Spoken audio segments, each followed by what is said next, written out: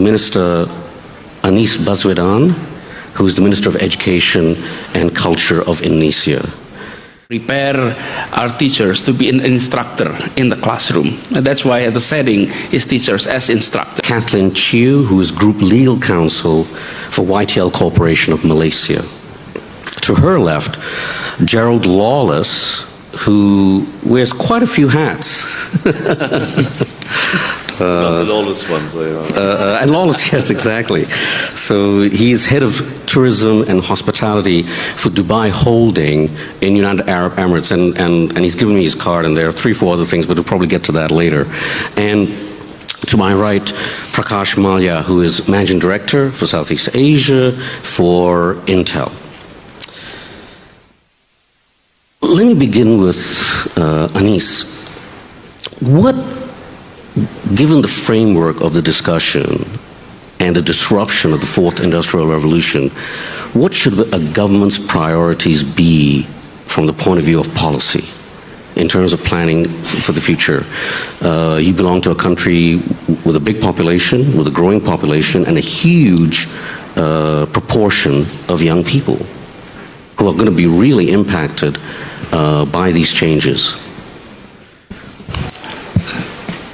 Thank you. I think that the challenge that we have in Indonesia is also perhaps similar to many developing countries across the globe. Preparing our youth, preparing our next generations to be part of the Fourth Industrial Revolution's era. And for that, look at our profile or our pictures today. I said yesterday, the phenomenon that we are facing.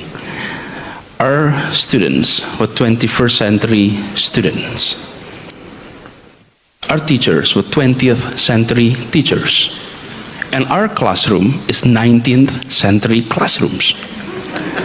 And this is perhaps a phenomenon that is being faced across the globe. And I think to improve this, or to tackle these gaps, government need to focus on empowering stakeholders. In our case, stakeholders of education. And the key stakeholders of education are parents and teachers. These are two agents that is often overlooked whenever we're talking about preparing our next generations.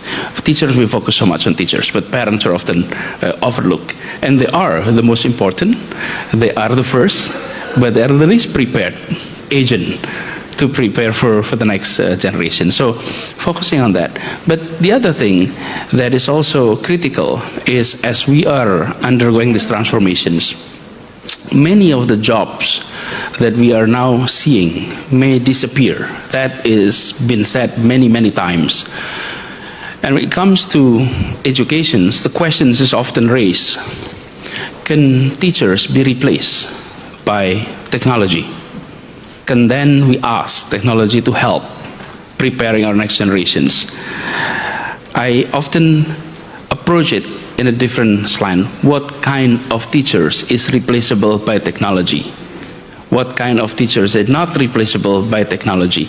And I think this is similar to any other jobs available. As we are transforming ourselves, we need to equip ourselves with the new competence, new skills that made us irreplaceable in that sense. The other aspect that is critical is, especially in the area of education, is we need to add what we bring into our classroom. In the past, we focused so much on what we often call as 3R: reading, writing, and arithmetics.